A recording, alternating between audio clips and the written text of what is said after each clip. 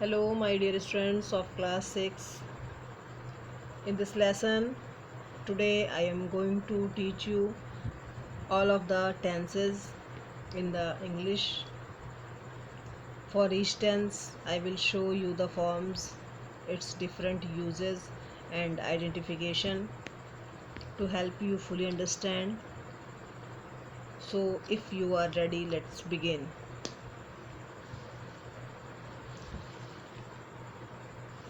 तो बेटा इस चैप्टर में ये हमारे ग्रामर के पोर्शन से मैंने लिया है।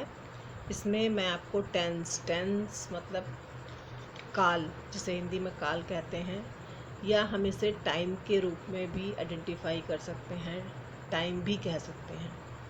तो टेंस के बारे में बताऊंगी। So first question is the what is tense. भाई जब टेंस पढ़ने जा रहे हैं तो हमें ये भी पता होना चाहिए कि टेंस होता क्या है। In simple words we can say the change in the forms of a verb according to time is called tense। यानी वर्ब की फॉर्म्स में जो चेंजेस टाइम के अकॉर्डिंग होते हैं वो टेंसेस कहलाते हैं, टेंस कहलाते हैं। जैसे एक एग्जांपल मैं आपको देना चाहूँगी। मान लो आप कहीं जाते हैं, आपको कहीं जाना है, तो प्रेजेंट टाइम में उस चीज़ को आप कहोगे मैं वहाँ जाता हूँ या मैं वहाँ जाती हूँ। लेकिन यही चीज़ अगर पास्ट में आप कहोगे तो पास्ट में इसकी वर्ब चेंज होगी, आप कहोगे मैं वहाँ गया। और यही चीज़ अगर फ्यूचर में आप कहोगे तो आप कहोगे मैं वहाँ जाऊँगा या मैं वहाँ जाऊँगी। यानी वर्क तो सेम है जाने की, लेकिन टाइम के अकॉर्डिंग उनकी वर्ब्स क्या हैं, चेंज हो गई हैं। So the change in the forms of the verb according to time is called tense।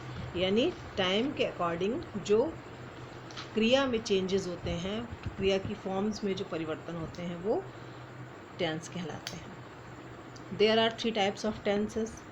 अब फर्स्ट थिंग ये कि टेंस क्या था ये हमें पता चला। अब हमें ये जानना है कि टेंस कितने टाइप्स के होते हैं। तो टेंस के 3 पार्ट्स होते हैं। First present, then past, then future. My dear students, as you know that present means होता है वर्तमान, यानी जो हम अभी की बात करते हैं, प्रेजेंट टाइम की बात करते हैं। पास्ट मीन्स होता है भूतकाल, यानी वो चीज़ें जो हम कर चुके हैं, जिनकी बात करते हैं, उनकी बात हम पास्ट टेंस में करते हैं। और फ्यूचर मीन्स होता है भविष्यकाल, यानी वो बातें जो हम आने वाले टाइम में करेंगे। इसको मैं एक छोटे से एग्जांपल से आपको बता देती हूँ। यानी टुडे की जो टॉक होती है वो प्रेजेंट टाइम में होती है। यस्टरडे की जो बात हम करते हैं वो हमारे पास्ट टेंस में होती है। देन टुमारो की जो बात हम करते हैं वो हमारे फ्यूचर टेंस में होती है। तो अभी तक मैंने आपको बताया टेंस के पार्ट्स 3, और इन 3 टेंसेस के, इन 3 पार्ट्स के 4 पार्ट्स होते हैं। Present indefinite, present continuous, present perfect continuous. Same as it past का भी होता है। Past indefinite, past continuous, past perfect and past perfect continuous. As it is future indefinite, future continuous, future perfect, then future perfect continuous. तो एक जो सबसे important thing है वो आपको समझनी है कि टेंस 3 पार्ट्स होते हैं और उन 3 पार्ट्स के 4 पार्ट्स होते हैं। अब क्वेश्चन आपके माइंड में ये आता है, मैम ये आपने बताया प्रेजेंट इंडेफिनिट या पास्ट इंडेफिनिट या फ्यूचर इंडेफिनिट।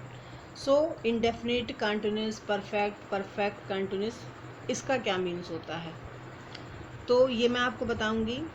इंडेफिनिट मतलब होता है ऐसे सेंटेंसेस जिनका कोई टाइम सेट नहीं होता है, निर्धारित नहीं होता है कि ये पर्टिकुलर दिस टाइम में कंप्लीट हो जाएंगे। इसका एग्जांपल भी मैंने राइट किया हुआ है। जैसे मैं फ़ुटबॉल खेलता हूँ, या मैं पढ़ता हूँ, या मैं जाता हूँ, कुछ भी आप यूज़ कर सकते हो। मैंने तो ये आपको थोड़ा सा इजी सेंटेंस यहाँ पे राइट किया है कि आपको थोड़ा इजीली समझ में आ जाए। तो मैं फ़ुटबॉल खेलता हूँ, यानी कि मैं फ़ुटबॉल खेलता हूँ, कब से खेल रहा हूँ, कब तक खेलूँगा, ये सर्टेन नहीं है। तो इनडेफिनिट मतलब होता है अनिश्चित, यानी कि मतलब जो एकदम हम कंफर्म नहीं होते कि ये काम हम कब तक करेंगे। जैसे मैं पढ़ता हूँ, तो कब से पढ़ रहा हूँ, कब तक पढ़ूँगा, दैट इज़ नॉट सर्टेन। तो ये अनिश्चित काल होता है। फिर सेकंड हमारा होता है कंटिन्यूस। कंटिन्यूस का मतलब होता है लगातार, मतलब बिना रुके, जारी रखना जिसे हम कहते हैं। इसमें क्या होता है, हमारा जो वर्क होता है वो ऑन गोइंग होता है, यानी काम चल रहा होता है। जैसे यहाँ मैंने एग्जांपल लिया है, मैं फ़ुटबॉल खेल रहा हूँ, यानी आई एम प्लेइंग फुटबॉल। अच्छा, अब इसमें क्या है कि काम आपका जो है वो हो रहा है, मतलब अभी भी वो फुटबॉल खेल रहा है।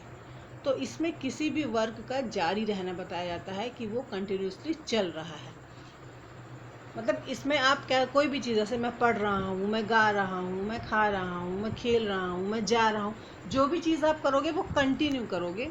ऐसा नहीं कि हाँ बस आप थोड़ी देर के लिए किया और फिर वो काम स्टॉप हो गया। इसमें कंटिन्यूसली वो वर्क आप करते रहते हो। थर्ड है परफेक्ट। परफेक्ट जैसे इसके नेम से ही पता चल रहा है, परफेक्ट मतलब होता है पूर्ण, कंप्लीट। यानी परफेक्ट का मतलब कि आपका जो वर्क है वो कंप्लीट हो चुका है, फिनिश हो चुका है। जैसे मैं फुटबॉल खेल चुका हूँ, पहले उसने क्या किया, खेलता है, फिर खेल रहा है, और अब क्या, खेल चुका है, यानी कि अब उसका गेम जो है वो ओवर हो चुका है, यानी उसका जो वर्क है वो कंप्लीट हो चुका है। So in this sentence your work is finished, your work is complete. Fourth, perfect continuous. Perfect continuous में आपका वर्क भी हो चुका होता है लेकिन कंटिन्यूस भी है, दोनों चीज़ें पाई जाती हैं। जैसे मैं सुबह से फुटबॉल खेल रहा हूँ, यानी वर्क तो है उसका कि वो खेल रहा है, लेकिन कब से खेल रहा है, सुबह से खेल रहा है, यानी सुबह से उसका काम शुरू है और अभी भी जारी है। सुबह से उसे खेलना था, उसने शुरू कर दिया अपना खेलना और अभी भी वो खेल रहा है। तो जो आपका परफेक्ट कंटिन्यूस होता है उसमें काम पूर्णता के साथ कंप्लीट, यानी लेकिन जारी रहता है, वर्क आपका ऑन गोइंग रहेगा, यानी काम भी हो भी चुका है और जारी भी है। तो डियर स्टूडेंट्स, ये मैंने आपको जो है टेंस की definition, how many kinds of tenses, how many parts of, उन जो 3 पार्ट्स मैंने आपको बताया उनके पार्ट्स कितने होते हैं, और फिर मैंने उनके जो 4 पार्ट्स थे वो मैंने आपको एक्सप्लेन किए। Now I am going to tell you, एक चार्ट मैं आपको थोड़ा सा स्क्रीन पे शो कर रही हूँ। इस चार्ट से आपको इन टेंसेस की आइडेंटिफिकेशन हो जाएगी। जैसे पहला क्वेश्चन आपके माइंड में यही आता है कि मैम हम पहचानेंगे कैसे ये कौन सा टेंस है, कुछ तो उसकी आइडेंटिफिकेशन होगी। जैसे स्कूल में रहते हो तो आपकी आइडेंटिटी जो होती है वो आपके आई कार्ड से, आपके क्लास से होती है, मतलब तो हर चीज़ का जैसे ये होता है कि हमें पता है कि इसकी आइडेंटिफिकेशन हमको करनी है। जैसे मान लो मैं आपसे कह रही हूँ, मैं किसी वेजिटेबल का नेम ले रही हूँ, तो आपको पता है कि वो क्या है, वो वेजिटेबल है, आप उसको आइडेंटिफाई कर रहे हो। या मैं आपसे किसी पल्स के बारे में कह रही हूँ तो आपको पता है कि वो पल्स है, तो आप उसको कैसे आइडेंटिफाई कर सकते हो, इसके लिए मैंने एक आपको चार्ट थोड़ा सा आपकी स्क्रीन पे उसकी पिक लगा रखी है। तो अभी जैसे मैंने आपको बताया बेटा कि टेंस 3 टाइप्स के होते हैं, प्रेजेंट, पास्ट और फ्यूचर। अब प्रेजेंट की आइडेंटिफिकेशन होती है, हो या हूँ।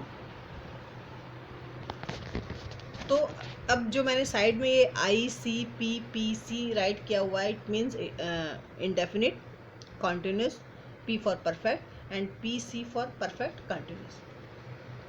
सो प्रेजेंट इंडेफिनिट की पहचान जो होती है वो ता, ती, ते। जैसे भी मैंने अभी आपको एग्जांपल में दिया था, मैं फुटबॉल खेलता हूँ, मैं पढ़ती हूँ, मैं जाती हूँ, मैं गाती हूँ, यानी ये जो ता, ती, ते आते हैं ये इसके सेंटेंस के लास्ट में आते हैं। इनसे आप आइडेंटिफाई कर सकते हो कि प्रेजेंट इंडेफिनिट टेंस है।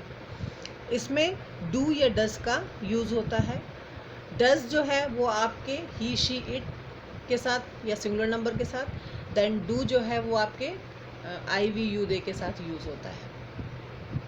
फिर है आपका कॉन्टिन्यूस टेंस। कॉन्टिन्यूस टेंस की पहचान होती है रहा, रही, रहे। यानी मैं खाना खा रहा हूँ, मैं वहाँ जा रहा हूँ, मैं फुटबॉल खेल रहा हूँ, मैं न्यूज़पेपर पढ़ रहा हूँ। यानी जो हमारा वर्क है वो ऑन गोइंग है। इसमें हेल्पिंग वर्ब्स यूज़ होती हैं इज़, एम, आर, और वर्ब की 4 फॉर्म प्लस आईएनजी ऐड हो जाता है इसमें। अब आप कहोगे मैम इज़, एम, आर किसके साथ यूज़ होगा? So is, am, are he, she, it के साथ इज़ होगा, इज़ यूज़ होगा, आई के साथ am, and you we they, you we they के साथ आर यूज़ होता है।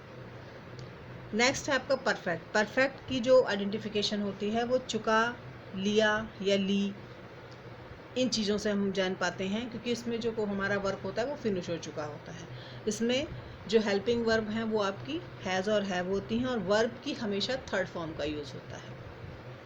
हैज़ सिंगुलर नंबर के साथ यूज़ होता है, देन हैव प्लूरल नंबर के साथ। Perfect continuous. परफेक्ट कंटिन्यूस रहा, रही, रहे, लेकिन इसके साथ इसमें टाइमिंग भी दी जाती है।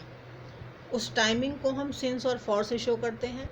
जैसे पॉइंट ऑफ टाइम के लिए हम सिंस का यूज़ करते हैं, देन पीरियड ऑफ टाइम के लिए हम फॉर का यूज़ करते हैं, और हैज़ और हैव के साथ बीन का यूज़ करते हैं, प्लस वर्ब की फोर्थ फॉर्म यानी आईएनजी के साथ वर्ब की फॉर्म राइट करते हैं। तो ये आपका प्रेजेंट का इंडेफिनिट, कंटिन्यूस, परफेक्ट और परफेक्ट कंटिन्यूस की आइडेंटिफिकेशन। नाउ अब हम सेकंड टेंस पे आते हैं, पास्ट। इसकी पहचान होती है था, थे, थी। मैं गया था, वह आई थी, वह आए थे, जैसे ऐसे सेंटेंसेस। पास्ट इंडेफिनिट में उसकी आइडेंटिफिकेशन आप करोगे आया या आता से। इसमें डिड का यूज़ होता है, और सिंगुलर प्लस प्लूरल दोनों के साथ डिड का ही यूज़ होता है। फिर पास्ट कॉन्टिन्यूस। पास्ट कॉन्टिन्यूस में रहा, रही, रहे, लेकिन इनके आगे थे का यूज़ होता है, जिसे हम वाज वेयर से शो करते हैं। वाज आपका सिंगुलर नंबर के साथ आता है और वेयर प्लूरल नंबर के साथ आता है, प्लस वर्ब की फोर्थ फॉर्म यानी आईएनजी ऐड हो जाता है वर्ब की फॉर्म में। पास्ट परफेक्ट में चुका, लिया, ली सेम वही है, लेकिन था इसके पीछे लग जाता है। चुका लिया था, खा लिया था, ये वर्ड्स। इसमें सिंगुलर प्लस प्लूरल दोनों के साथ हैड का यूज़ होता है, प्लस वर्ब की थर्ड फॉर्म का यूज़ होता है। पास्ट परफेक्ट कंटिन्यूस में रहा, रही, रहे, इनके साथ थे का यूज़ हो जाता है। जैसे वह 2 घंटे से खा रहे थे, वे 2 दिन से नहा रहे थे। तो ऐसे सेंटेंसेस जो हैं वो सेम कंडीशंस प्रेजेंट इंडेफिनिट जैसे ही होती है, बट इसमें थे का यूज़ होता है। टाइमिंग की बाइंडेशन इसमें भी होती है, सिंस और फॉर का यूज़ किया जाता है। जैसे मैंने आपको भी पहले भी बताया था, सिंस का यूज़ हम पॉइंट ऑफ टाइम के लिए करते हैं, देन फॉर का यूज़ हम पीरियड ऑफ टाइम के लिए करते हैं, और हैड बीन का यूज़ प्लस वर्ब की फोर्थ फॉर्म यानी आईएनजी वर्ब की फॉर्म में लग जाता है। Now we come to last tense, future. Future tense की आइडेंटिफिकेशन होती है ग, गे, गी। फ्यूचर इंडेफिनिट में गा, गे, गी और विल, शैल का भी यूज़ होता है इसमें। विल और शैल का भी यूज़ होता है इसमें, सिंगुलर नंबर के साथ विल, देन प्लूरल नंबर के साथ शैल। बट अगर कोई चीज़ आप किसी चीज़ के लिए आप डिटरमाइंड हैं तो उसके लिए सिंगुलर के साथ शैल का भी यूज़ होता है कभी कभी। फिर फ्यूचर कंटिन्यूस। फ्यूचर कंटिन्यूस में रहा, रही, रहे प्लस होगा, यानी रहा होगा, वह जा रहा होगा, ऐसे सेंटेंसेस आते हैं। इसमें विल बी का यूज़ होता है, will be plus shall be plus verb की फोर्थ फॉर्म यानी आईएनजी यूज़ होती है। Future perfect. फ्यूचर परफेक्ट में चुका, लिया या चुका होगा या चुका लिया होगा, इन शब्दों का यूज़ होता है। विल हैव प्लस वर्ब की थर्ड फॉर्म। पास्ट कंटिन्यूस में रहा, रही, रहे प्लस होगा, मतलब रहा होगा, रही होगा। जैसे प्रेजेंट में मैंने आपको बताया था, प्रेजेंट इंडेफिनिट में सेम वैसे ही, लेकिन इसमें भी समय के लिए जो है सिंस और फॉर का यूज़ होता है, विल हैव बीन का यूज़ होता है, एंड वर्ब की फोर्थ फॉर्म यानी वर्ब के साथ प्लस आईएनजी ऐड किया जाता है। सो माय डियर स्टूडेंट्स, ये चार्ट मैंने आपको, आई थिंक आपको इजीली समझ में आ गया होगा। और इसके बारे में मुझे आप थोड़ा सा कमेंट कीजिएगा, जो जैसा भी आपको इसमें समझ में आया हो, तो आगे और वीडियो में मैं उसको और अच्छे से आपको समझा सकूं। इसके बारे में मैंने एक एक्सरसाइज भी राइट की है, वो एक्सरसाइज आपको अपनी कॉपी में राइट करनी है। और जब स्कूल फिर से ओपन होंगे तो वो कॉपी आपकी चेक होगी। एक बात और मैं कहना चाह रही हूँ बेटा, ये चीज़ें हो सकता है दोबारा रिपीट ना हो पाएँ, दोबारा मैं आपको ये चीज़ें ना पढ़ा पाऊँ, क्योंकि देख रहे हैं आपकी टाइमिंग कैसी चल रही है इस समय। So be carefully watch the video and be careful on your studies. And अब आपके स्क्रीन पे एक्सरसाइज मैंने दी है, ये एक्सरसाइज आपको करनी है और इन टेंसेस के रूल्स और रेगुलेशंस को अच्छे से लर्न करना है। क्योंकि जब तक आपको टेंसेस के रूल रेगुलेशंस नहीं लर्न होंगे, नहीं अच्छे से आप उनको पढ़ोगे, तब तक ये सेंटेंसेस बनाना आपके लिए बहुत मुश्किल होगा। बट इतना मुश्किल भी नहीं है, सिर्फ थोड़ा सा आपको फोकस करने की ज़रूरत है। थोड़ा सा अगर आप थोड़ा सा भी ध्यान करोगे, जो मैंने वर्डिंग आपसे की है, जो मैंने आपसे बातें की हैं, जो मैंने आपको ये वीडियो फॉर एग्ज़ाम्पल्स के उसमें मैंने आपको समझाया है, अगर ज़रा सा भी आप थोड़ा सा इसको बी केयरफुली देखोगे, तो I think you make the sentences very easily. Thank you.